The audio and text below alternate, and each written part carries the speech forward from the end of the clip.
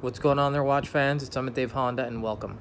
So today I want to review a watch that kind of fell by the wayside a little bit for me. The Tudor Black Bay S&G GMT. Anyone who's been following my channel and following me knows that I've really been a massive Tudor fan for a very, very long time now. As somebody who's owned many Tudors, this was right in my wheelhouse for many reasons.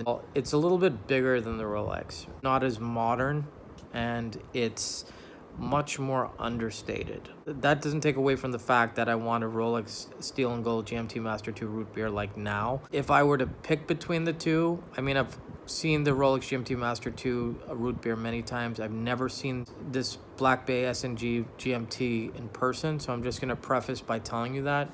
I'm sure I won't be that surprised when I see it, but I was definitely surprised how I let it just gloss over me. This is awesome in every way. I mean, first of all, it's 41 millimeters in case diameter.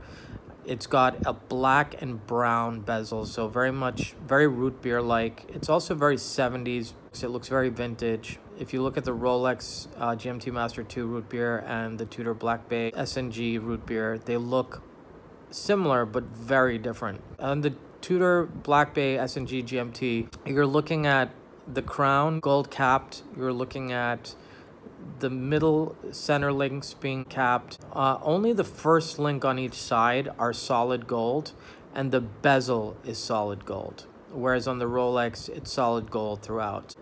The Rolex has a sort of a mirrored finish wherever the gold is. On the Tudor, it's actually a brush finish, which I prefer because it doesn't look as flashy or as dressy. It has a in-house movement with 70-hour power reserve and 200 meters water resistant. The crown is a screw-down crown, and it's just really handsome. The value, I mean, if you compare the pricing, it's like, I would say almost a third of the price of the Rolex. The Rolex is 15 to 15,500 retail, and they're going for 30 to 35,000 in the secondary market. Tudor on a bracelet is 5,550. For that person who wants something under 6K, this is value galore, especially steel and stainless and gold watch. And Tudor nailed it. They nailed like that. I love that root beer combination on the bezel. It's just so cool. The bezel is an aluminum bezel, much like all the Tudor Black Bay series, and I think it adds a richness and a warmness that we haven't seen from Tudor in a while. Of course, Tudor has their Black Bay S&G, which is great, but this is on another level. Very few times are you ever going to be able to push the limits of a dive watch to its fullest extent. But if you travel like I do and so many other people do, the second time zone function is a very utilitarian thing on a watch to have. It's very functional, it's very versatile, and it's very practical and useful. I give Tudor a lot of credit for the releases they had. They surprised a lot of people, and they just keep amazing us every year with something different, cool, interesting, fun. They are, in my opinion, really what Rolex was as a tool watch, or considered a tool watch in the 50s, 60s, and 70s, where it was about utility, practicality, usefulness.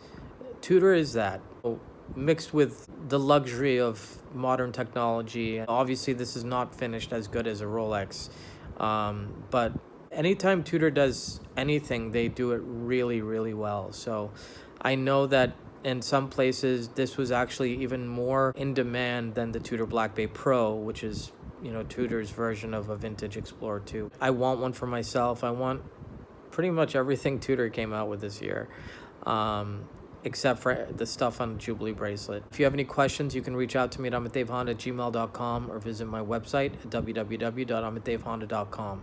Rock on, fly back, stay healthy.